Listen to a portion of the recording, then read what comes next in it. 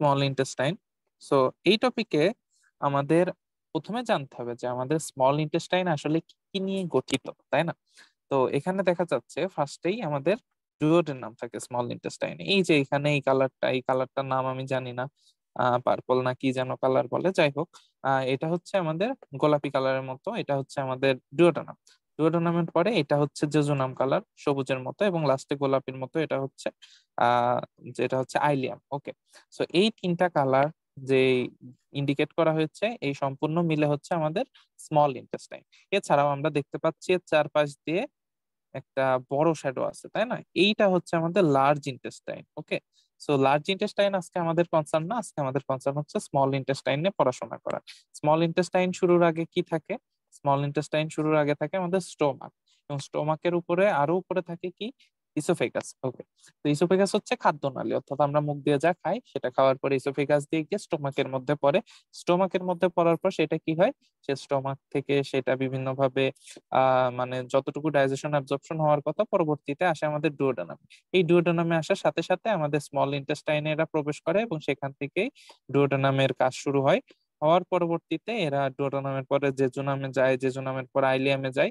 এই প্রত্যেকটা রাস্তা পার করে করে একসময় এরা লার্জ ইন্টেস্টাইনে পড়ে, এবং লার্জ ইন্টেস্টাইনে পড়ার পরবর্তীতে একসময় লার্জ ইন্টেস্টাইন পার হয়ে আমাদের বডি থেকে এই যে আমাদের অ্যানাল ক্যানাল দিয়ে বডি থেকে খাদ্যদ্রব্য বের হয়ে যায়, যেটা আর কি মানে একদম লাস্টে ওয়েস্টেজ থেকে যায়। তো এই স্মল ইন্টেস্টাইন বা ক্ষুদ্রান্ত্র, যেটাকে আমরা ইন্টারমিডিয়েটে পড়ে এসেছি, এটা নিয়ে আজকে আমাদের পড়াশোনা। প্রথমে আসি ডুওডেনাম নিয়ে। ওকে, এই যে ডুওডেনাম, সবার প্রথম অংশটার নাম হচ্ছে ডুওডেনাম। এই ছোট্ট একটা ডুওডেনামের আবার চারটা পার্ট থাকে, ঠিক আছে? অদ্ভুত একটা অর্গান হচ্ছে ডুওডেনাম। কেন? কারণ এটা হচ্ছে চারটা পার্ট থাকে, একটা হচ্ছে first part, second part, third part এবং লাস্ট হচ্ছে ফোর্থ পার্ট। এই চারটা পার্ট নিয়ে ডুওডেনাম গঠিত। এবং এই যে চারটা পার্ট, এই চারটা পার্টের যদি এই যতটুকু লেন্থ, এটাকে যদি আমরা সমষ্টি করি, তাহলে এটা হয় আমাদের 25 সেন্টিমিটার। কতটুকু? 25 সেন্টিমিটার। তো ডুওডেনামের লেন্থ হচ্ছে 25 সেন্টিমিটার। আপনারা কি জানেন আমাদের বডিতে এই 25 সেন্টিমিটারে আরো কি কি অর্গান আছে?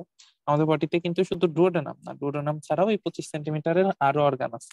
এই অর্গান গুলা কিন্তু আমাদের বডির বিভিন্ন জায়গায় অবস্থিত। সো এটা কিন্তু ভাইবার একটা ইম্পর্টেন্ট কোশ্চেন আসতে পারে যে তোমাকে প্রথমে দেখা যাচ্ছে যে গেলে যাওয়ার পরে স্মল ইন্টেস্টাইন তুলতে বললো বা ডুওডেনাম তুলতে বললো, তোলার পরে এটার লেন্থ জিজ্ঞেস করতে পারে। সো তুমি যখনই 25 সেন্টিমিটার বলবে, তোমাকে জিজ্ঞেস করতে পারে বলো বডিতে আর 25 সেন্টিমিটার কি কি অর্গান আছে, তখন তোমাকে সেগুলো বলতে হবে। তো আমরা দেখে নিই 25 সেন্টিমিটারের আমাদের বডিতে কি কি অর্গান আছে। এক নম্বর হচ্ছে আমাদের ইসোফেগাস, ঠিক আছে? ইসোফেগাস হচ্ছে 25 সেন্টিমিটারের। এছাড়াও ডুওডেনাম তো বললামই, এছাড়া যে ইউরেটারটা আছে, ঠিক আছে, অর্থাৎ আমাদের কিডনি থেকে বের হয়ে ইউরেটার গিয়েছে আমাদের যে ইউরিনারি ব্লাডারের মধ্যে ড্রেন করছে, সেটা হচ্ছে ইউরেটার। ইউরেটারও 25 সেন্টিমিটারে। এছাড়াও যে ডিসেন্ডিং কোলনটা আছে, অর্থাৎ এই যে অ্যাসেন্ডিং কোলন, ট্রান্সভার্স কোলন এবং ডিসেন্ডিং কোলনের পর যে সিগময়েড কোলন হয়, এই ডিসেন্ডিং কোলনটাও কিন্তু আমাদের 25 সেন্টিমিটার হয়। সো আমাদের বডিতে যেই যে স্ট্রাকচার গুলা 25 সেন্টিমিটারের আছে সেগুলো আমরা শিখলাম। এছাড়াও আমাদের স্টোমাকও কিন্তু 25 সেন্টিমিটারই হয়ে থাকে। ওকে, তো এগুলো এমসিকিউ এর জন্য এবং ভাইবার জন্য ইম্পর্টেন্ট কোশ্চেন, ঠিক আছে? আমি এখানে লিখে দিই।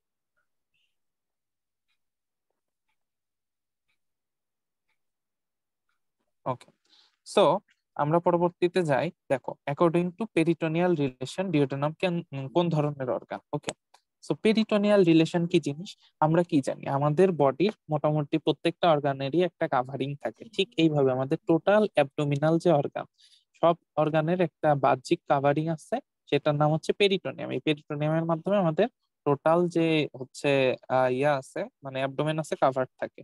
সো এখন প্রশ্ন আসতে পারে যে এই পেরিটোনিয়ামের বাইরে, ঠিক আছে, বাইরে যদি কোনো অর্গান থাকে সেগুলোকে মানে পেরিটোনিয়ামের বাইরে কিছু অর্গান থাকতে পারে, পেরিটোনিয়ামের ভিতরে কিছু থাকতে পারে, পেরিটোনিয়ামের পেছনে কিছু থাকতে পারে।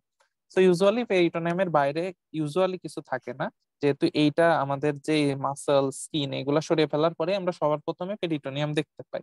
এটার মাঝে কিছু অর্গান থাকে যেগুলোকে ইন্ট্রা পেরিটোনিয়াল অর্গান বলা হয়, এবং এই পেরিটোনিয়ামের পেছনে কিছু অর্গান থাকে যেগুলোকে বলা হয় আমাদের রেট্রো পেরিটোনিয়াল অর্গান।